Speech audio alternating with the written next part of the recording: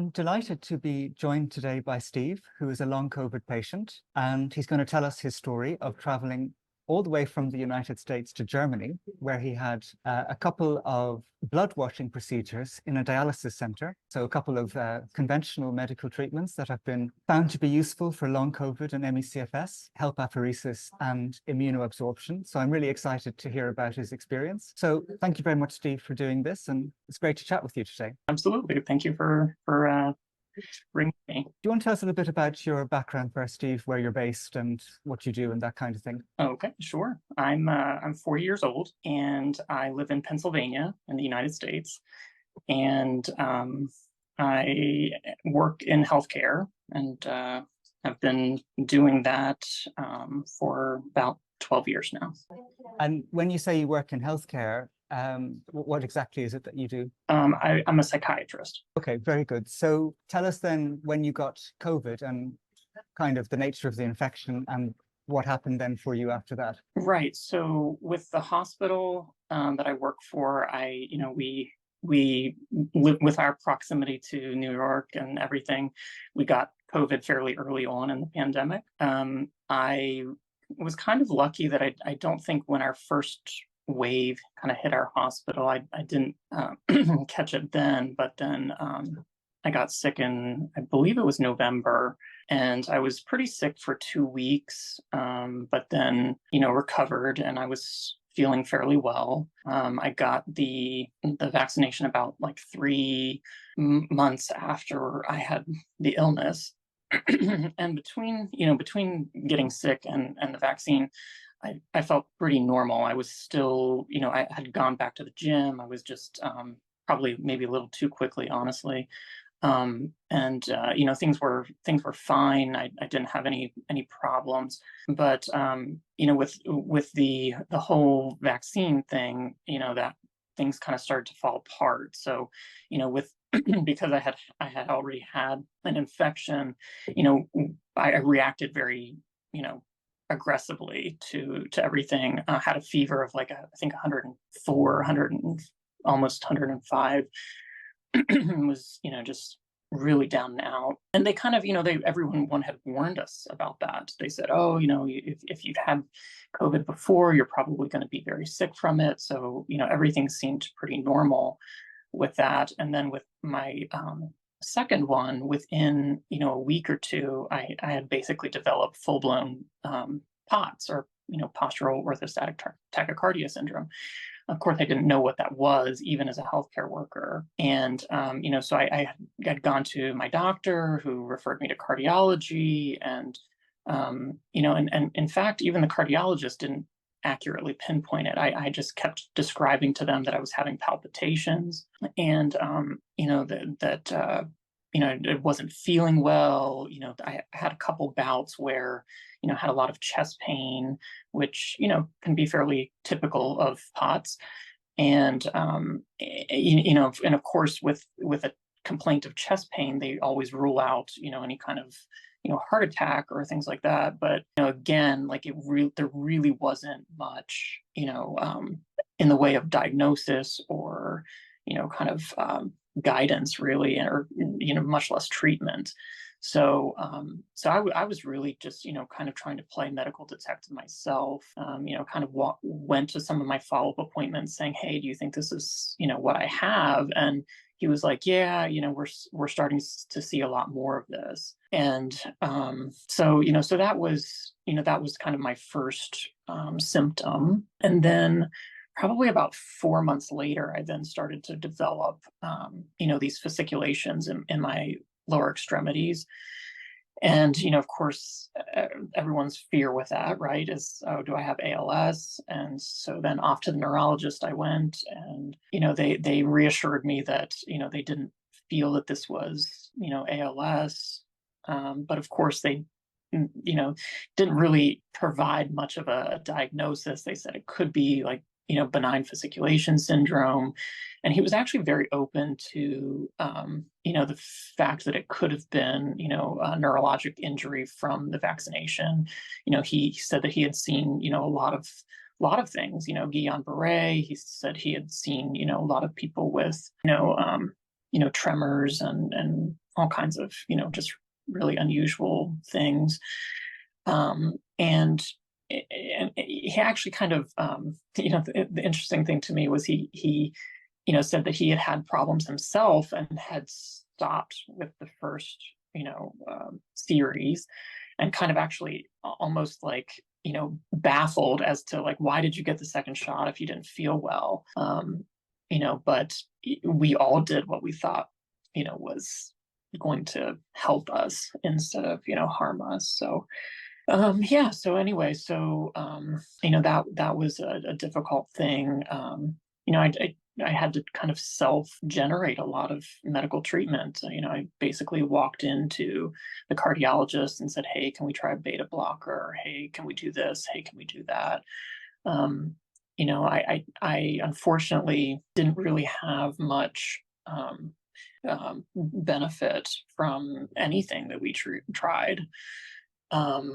Just in the way of things. I found a friend of mine who was willing to try some kind of off-label things. So we tried low-dose naltrexone, we tried ivermectin, we tried Truvada, we tried I can't even remember some of the supplements. I say that nothing was helpful.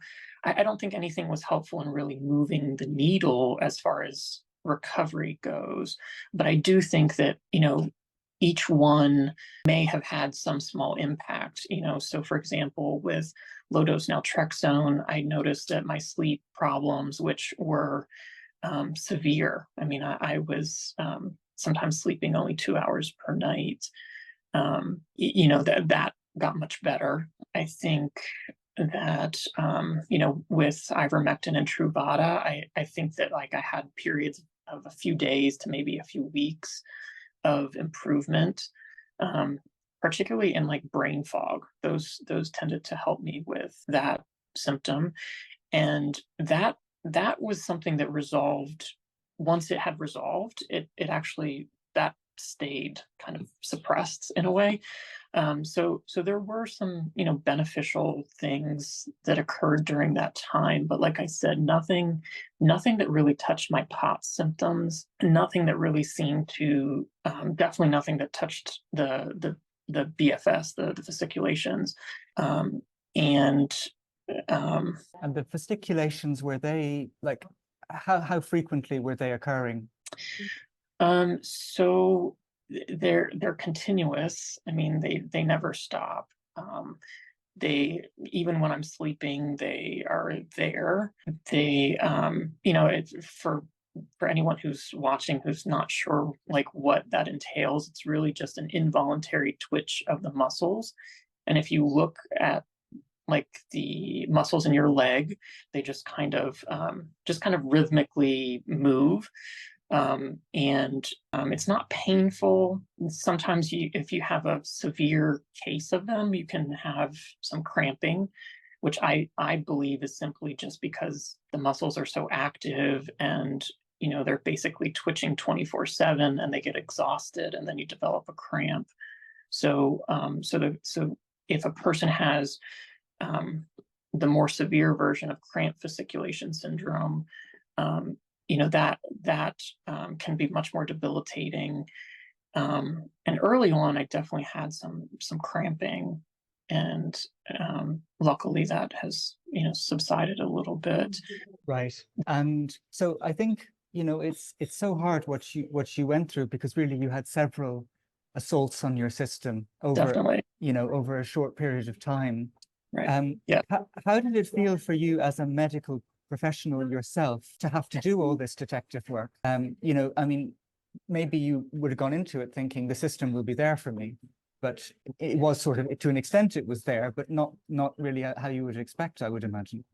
Yeah, I was surprised. It was kind of a shock to me that, there really wasn't anybody who could connect the dots in a way. And my heart really goes out to everybody kind of in our position, because there's not a medical profession. I mean, one could argue maybe neurology, that kind of takes our illness on. There's it's hard to find somebody who's knowledgeable about it. It's hard to find somebody who even I mean, technically, I've never really had anybody write down in a medical chart that I, have, anything. Like I said, the cardiologist will name their syndrome, the neurologist will name their syndrome, but at no point does anyone say, okay, these things are connected by, what most people know as ME-CFS or long COVID or different things. Yeah, it is an extraordinary thing. And then you think of the people who for decades have been left to their own devices. And it really is, horrendous. So nothing moved the needle particularly, little bits of improvement from these various treatments, but nothing that makes you say, okay, things are really changing here. So then, before I ask you about what made you decide to go to Germany, how would you describe your lowest point? Like, what was your level of functionality like at your lowest ebb with these health problems? I think that has been the most difficult part for me. I went from a very active, healthy person where my hobbies were the gym and traveling, and really my biggest problems in life were when my next workout was going to be and where I was going to travel to next, to like not feeling well enough to barely get out of bed. Like I said, luckily I've progressed to the point where I don't feel quite as symptomatic, and definitely more active than I was. So so things are improving, but my lowest point was definitely when the the neurological symptoms kicked in, because it seemed it seemed that along with all of the muscular things, that like the POTS symptoms got much worse, and yeah, that was just a really difficult time. And when your POTS is flaring, everything seems like a challenge. So then at a certain point you decide to travel across continents, having never, you told me previously, left the US before, I believe. Suddenly you decide to go on this huge trip. yes. Tell us about what led up to that. Yeah, so early on, there had been some little bit of media attention over here in the United States about people trying help apheresis, and most of the people who were doing it had gone to the Cyprus clinic, and I had a conversation with my dad about it, and we both kind of felt that this was something that was maybe, I mean, certainly not mainstream, maybe a little risk associated with it, in addition to the fact that I honestly felt too sick to even, really travel. And so we kind of decided against it. But then actually, fast forward a year, and then I read your article and was actually very appreciative of how in depth you went as far as your treatment, and kind of got the boldness to try it. I also had been doing a lot of research into into these conditions, and particularly for the neurological involvement, people have been trying IVIG, plasmapheresis, and and immunoadsorption. So I knew that those were treatments that various people had found helpful for neurologic symptoms, and so the fact that you described your experience in such detail, and the fact that I knew that the clinic also offered the other immunoabsorption. I think all even from the time of like when I was doing that research, I think I always kind of knew that the immunoabsorption was probably going to be the one that did the most for me. I don't know why I had that feeling, but I just did. So it was definitely strategic that that I went to that clinic because they did offer both. Great. Well, thanks very much for the kind words about the article. I'm glad Yeah. that, it was of help. And you made me laugh because me, a year before I actually did go, I had also been thinking about, I'm going to do it, I'm going to do it. And then I was going to go to Cyprus. And then I was like, oh, it's too risky. Never mind. Yeah. Let's put that on the back burner. And then 1 year later, I suddenly found the courage to do it. So it was funny. And so first of all, you did the HELP apheresis. So would you like to tell people a little bit about, if they're not familiar, what the idea of that treatment is? And then you can talk about your experience of it. Sure. I would definitely, recommend that somebody read your article because, you do a much better job of describing it than I'll do. But basically it's just, a dialysis-like procedure where they,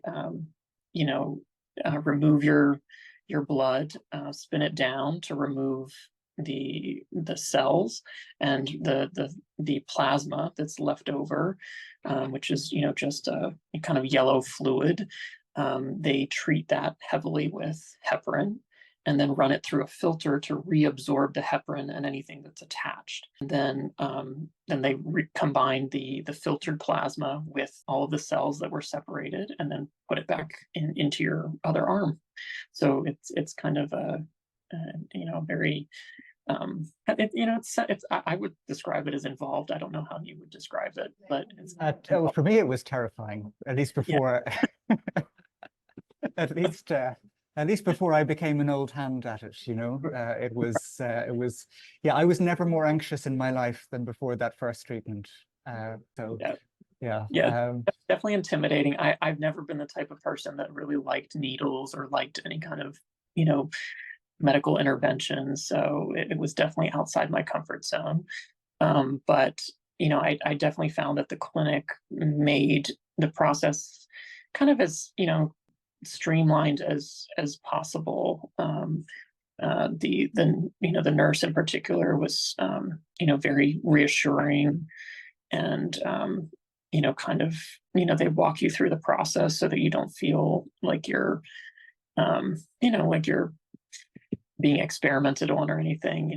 They often tell you about other people's experiences and kind of tell you what you should be able to expect and things like that. I ended up doing 5 of the HELP apheresis, and I started off thinking that I would only maybe do 3 or 3 or 4. According to people that I've talked to, the average is about 6. So for what, and I believe you did 7, if I remember correctly, and it's very, they base it more on your response than anything. So I think one, going into it, kind of has to be open-minded about their symptoms and what to kind of expect. So, and so then in terms of, like, I mean, did you feel that there were positive things that you noticed changing from the HELP apheresis treatments? Or do you think this wasn't really marketing something that was going on with you? Well, I mean, the only, thing that I could really appreciate was that, my hands definitely had like a little bit more of a pink, hue to them. And I actually, after the treatments for, several hours, I would have, ringing in my ears, which is a symptom that had kind of, it had gotten better for a while. And I did talk to them about it, the clinic, to see if other people had that experience. And they said not really, but they felt it was just a factor of like improved blood flow that probably was causing that. And it would subside with, the next day it would be fine. So I'm not sure, still to this point, I'm not sure what really caused that. but I do think that, each time I went in, they kind of remarked at how much precipitate was in the filters.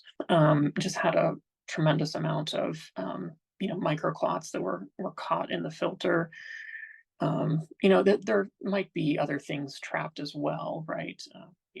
Cholesterol, other kind of cytokines and things. I mean, we're not even really that sure of what all gets filtered out, um, but there was just a lot of precipitate. So they did recommend that I do more than I had originally planned. But once we did the fifth one, and I wasn't really feeling any significant difference at that point, then I asked to try the immunoadsorption. Right. Okay. So even though you weren't feeling much of a difference, stuff was being taken out. Was there like as you know, in my case, my blood was initially very dark in color, and then it became lighter over the course of the treatments because it became less thick and the clots were being taken out, and so the color was changing to become lighter.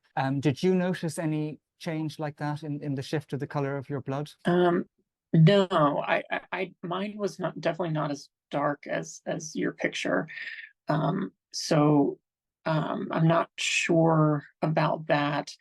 And I don't even think, as far as like thickness, that I thinned very well, because, both, all five of my treatments, they had to add a significant amount of saline to the blood to thin it to get through the machine. So, so she was adding about a liter each time. So that definitely, I don't think that, even with taking out all the clots, I don't think that necessarily really thinned my blood. Okay, yeah, that's interesting. I'll just explain that for people, that the filter senses how thick your blood is, and if it's not flowing well through the filter, it demands that you add extra saline in to help make it flow better, to kind of dilute the blood a bit and get it through. And so in my case, they were adding, I think it was 1.5 liters of saline at the beginning, Okay. and then by the end, they didn't need to add anything at all. So I think they always add about 300 milliliters, I believe. But Okay. it went from 1.5 liters down to 300 milliliters in my case by the end. So, okay, so at this point, the HELP apheresis has been a bit of a disappointment, maybe, Yeah. unfortunately. But then you decide to try the immunoabsorption. Now, in this case, you obviously, first of all, you actually did a test to see whether this would be useful or not. So tell us about the test. Right. Yeah. So they there's a lab in Germany that called celltrend that will test your blood for autoantibodies. And they not only give you, like, there's no positive or negative result. They kind of give you a like an amount of each antibody that is in your blood, because some autoantibodies are normal and to be expected, from what I understand.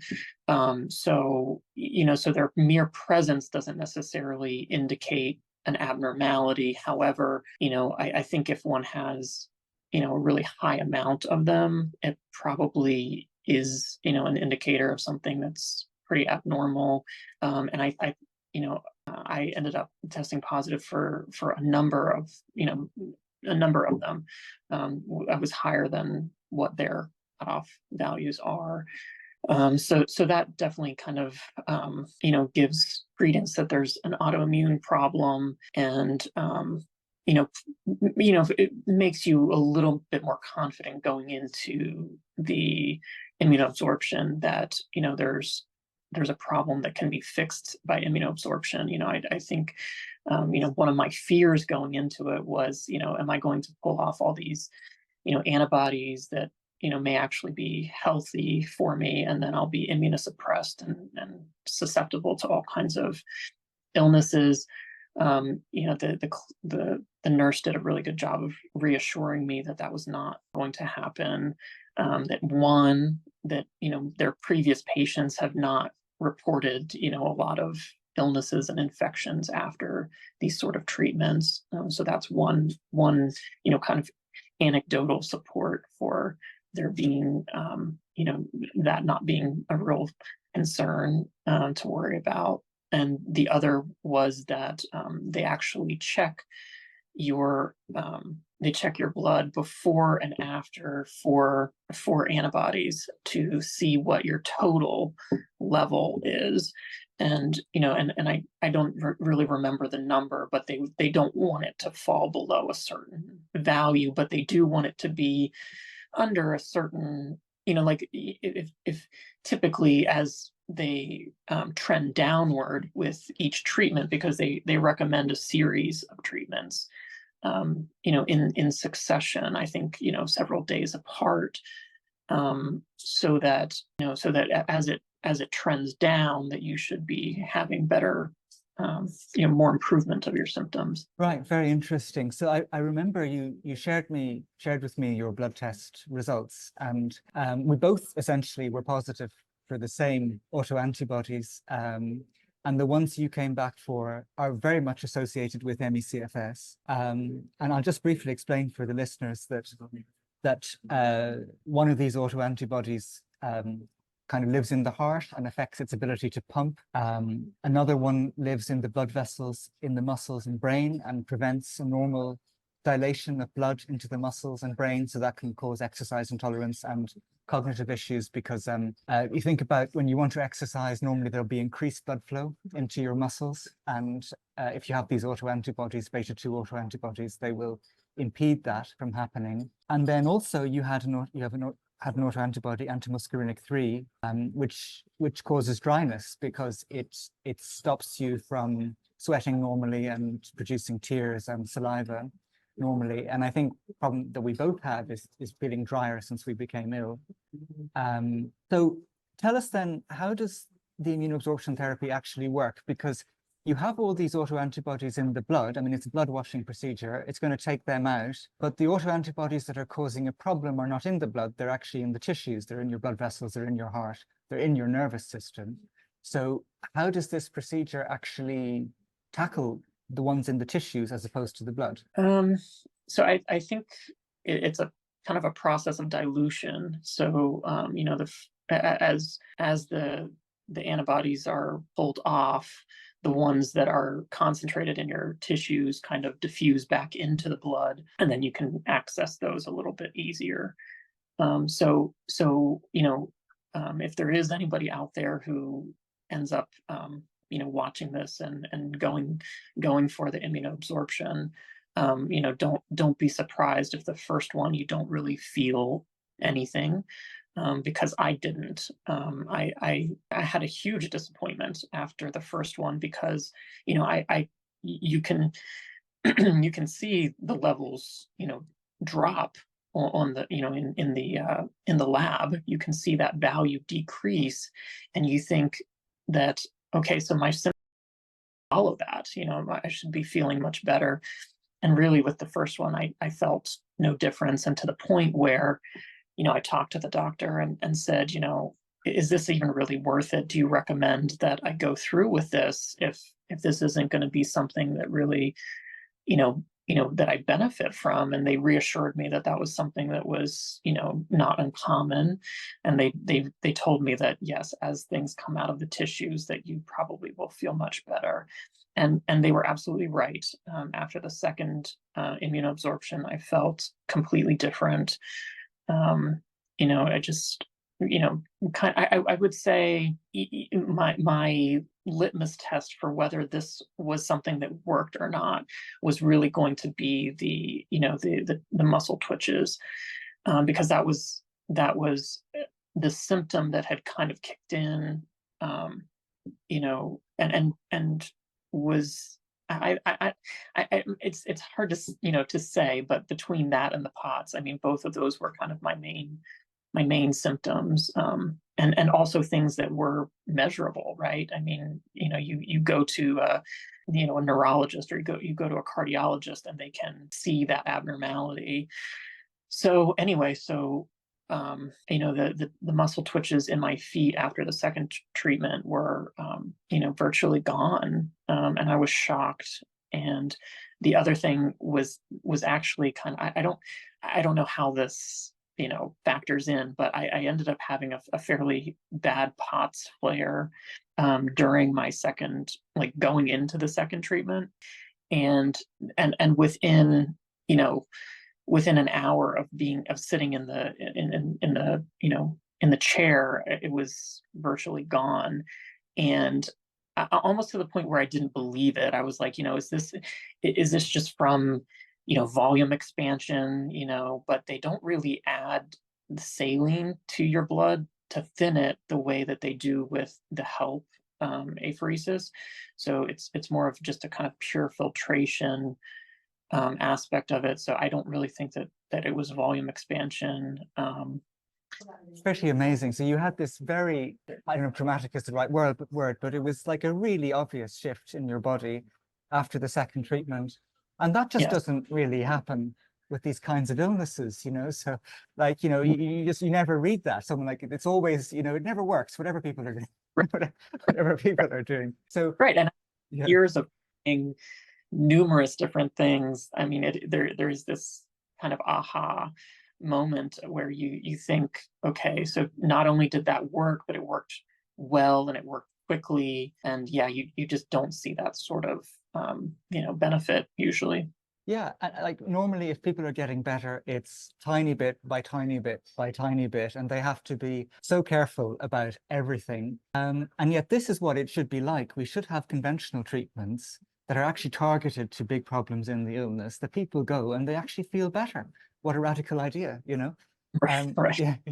And I remember you wrote to me to say that you had this amazing response, and you said that after you got out of a shower, your skin was rosy pink for the first time in a long time after a shower, which is not something I've experienced after a shower in many years. And this because the blood was flowing better, the vessels were opening up, and it was like that. So it was really, really amazing.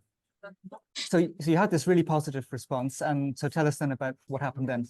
Yeah, so I, was so I did 4 treatments of that, so 9 total treatments is what I had in Germany. And by that time, my arms were pretty sore, and I was honestly maybe a little homesick.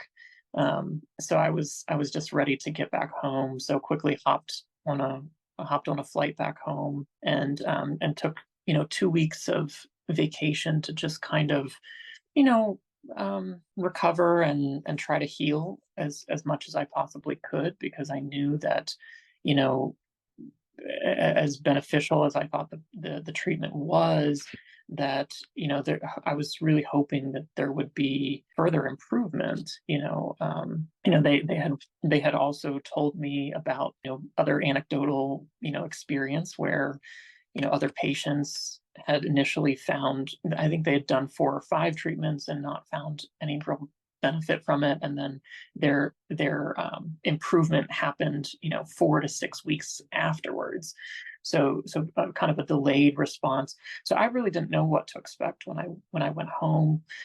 I still felt better. I still felt that things were kind of on the right track. But then I think, as soon as like maybe 2 or 3 weeks had passed, then the effect kind of started to wear off. A lot of my, muscle twitches had kind of resumed, and even some of the POTS symptoms, kind of. I feel like my baseline for POTS is dramatically better than when I first, than 2 years ago, I should say. But still, I still struggle sometimes with exertion in particular. If I have to go up a flight of steps or, things like that. And so a bit disappointing in the sense that, okay, so after 2 or 3 weeks, a lot of symptoms came back, and, that's quite hard to take, I would imagine. And it seems to be, this is the thing, because what the immunoabsorption is doing is it's mechanically removing the autoantibodies, but it's not necessarily going to stop why they're being created in the first place. Right.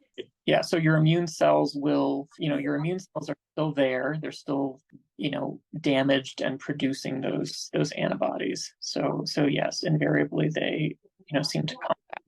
Yes. And it seems that the people who have a good response, where they maintain improvement, it's probably that the treatment relieves the burden on their body so much that their immune system sort of says to itself, I don't need to be quite so active. Things are doing better. Let's calm down. And then it produces less autoantibodies. And so they can maintain improvements. But I suppose that the risk with this treatment is you don't know if you're going to be in that category or the category where things just go back to how they were. Right. Yeah, it's very difficult to know. And I agree with you. I think some people, their tissues must repair, pretty well, and their immune system must calm down secondary to that. So I still am very, even though I didn't have a kind of a long lasting effect, I still think that the treatment is, effective. I still think that it's probably something that maybe take a person from, severe to moderate or moderate to mild. Okay, so there was just this disappointment, but would you be able to say that you have improved a certain percentage nevertheless as a result of these treatments that you have maintained? Or would you say you're roughly the same now as before you went to Germany? That's difficult. I would say some things definitely seem better, but I can't really say what even. And a lot of it is, once you've regained some sort of functionality, sometimes you don't even really appreciate it that much. And I think that's kind of maybe what's happened with me, is that I feel better than I did prior to going to Germany, but it's a small amount, and it's difficult to even really say in what areas, because particularly like the muscle twitches, that has come back in the same way that it was prior. And I think perhaps maybe I still do have occasional POTS symptoms, but I think that that's probably better than before I went to Germany. Okay, so if it seems like at least there's something positive that has more noticeably changed. Yeah. Would you consider to go back, or like, what are your plans now, looking forward in terms of treatments you'd like to try to bring your health up another notch? Yeah. So I think I will go back. It was an experience that even with as difficult as it is to get to Germany, and with all of the financial barriers and kind of the hassle, so to speak, of the treatment, even with all of that against going back, I still feel that I probably will go back, just for the possibility of getting a little bit more sustained remission, or getting another 2 or 3 weeks of relief, maybe 4 weeks this time. Who knows? But I think that is one thing that is really unique about this whole situation, is that certainly the doctor in Germany that we went to is wonderful and knowledgeable, and basically I can't say enough good things about him. Unfortunately, there's just not a lot to guide us in this treatment. I feel like it's somebody I heard reference it being experimental. I think it's been around long enough that it's not experimental. I think that there have been enough people who've done it that it's not experimental. Going into this that there are certain risks, but you also kind of know also just what to expect. They know exactly how long they're going to run the machine for. They know exactly which filter they're going to use.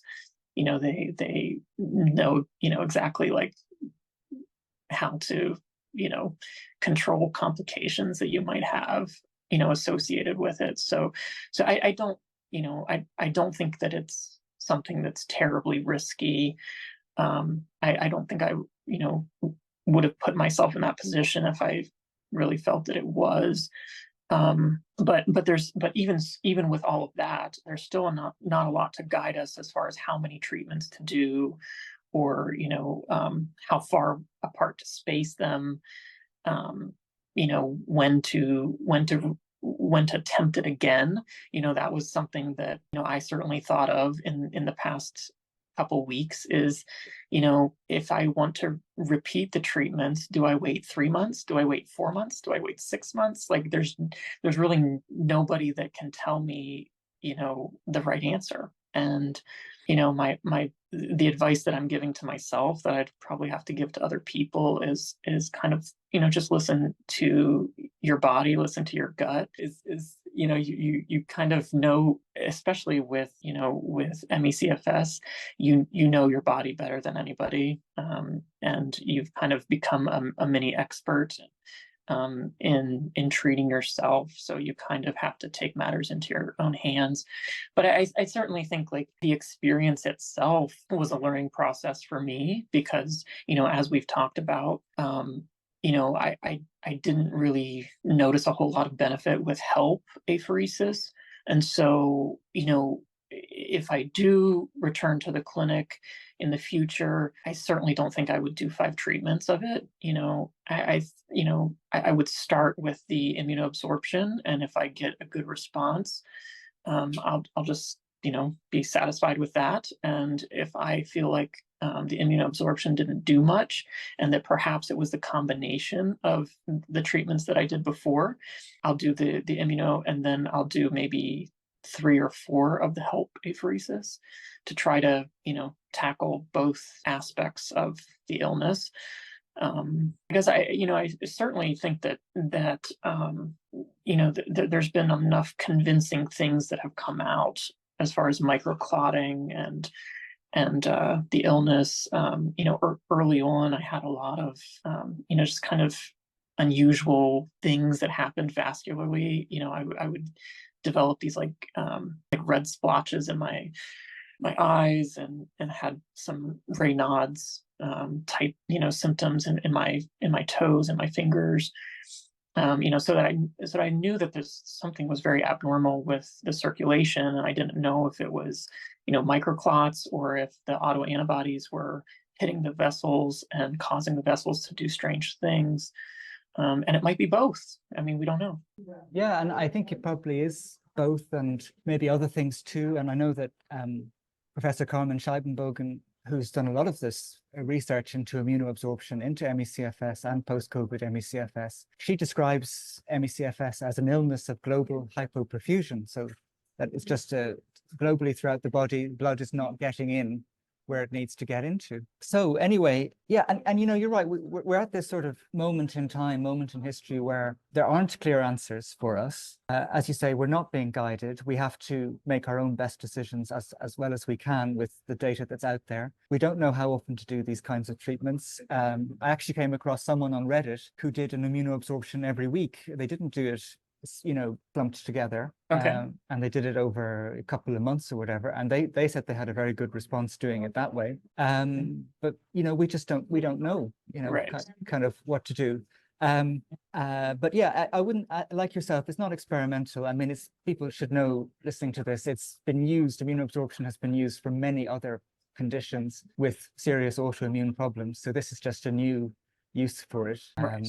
It's not, something they just magicked out of thin air for people like us. So I think, Steve, you've covered a lot, in everything you've been talking about, and I think you've covered most of the things that I would have asked you about. Is there anything else you'd like to add that you think is important for people to know? Nothing that I can really think of, but I would just really encourage anybody who's considering it to reach out to somebody who has gone through the procedure, because I think there's always going to be some anxiety going into it. I think I think that part of it is normal. I mean, you and I have talked about kind of the anxieties that we had going into it. And, you know, I was so anxious before the first HELP apheresis that within seconds of it starting, I was begging Lisa, the nurse, to make it stop. And I decided I wasn't going to continue, and they could have the money and bye-bye anyway. So The same thought crossed my mind. I think, you know, the most important thing is to talk to somebody who's gone through it, who can kind of give you some pointers, tell you what to expect. You know, I think that, you know, fortunately the people at the clinic in Germany are really good at kind of reassuring you that things will be okay, and covering, you know, those things, answering your questions. Don't be afraid to ask questions, because I think the more you know going into it, the more confident you'll feel. So yeah, so just kind of be brave and try to tackle that anxiety, but it's certainly normal, because I was very anxious going into it, and you know, and rightly so. It's not a thing that I think you should take on lightly. It's not something that is terribly, you know, comfortable. I don't think it's, you know, all that painful, but it just depends. I mean, it depends on what your tolerance is and things like that. I honestly found the most uncomfortable part of it just not being able to move your hands for that length of time. So Steve, I think, you know, the other thing is just more stories about people who've actually gone through it, and so that people can know what to expect from lived experience is also very important. And I think, you know, what you've shared today could be helpful for a lot of people who are thinking about whether or not they would want to decide this. So I just want to thank you for what's been a really interesting and fascinating insight into an experience with these treatments that are, you know, cutting edge, at least for our condition. So thank you very much indeed. It's my pleasure, and I'm happy to share my experience. You know, as you know, I see it kind of as paying it forward in a sense, because you you know, really provided good information, and for me, to allow me to go through the process. Hopefully I can do the same for somebody else. So yeah, definitely my. Absolutely, great. And maybe we'll chat again if you go back again, and hopefully there'll be a better outcome as well. I'll be happy to give an update.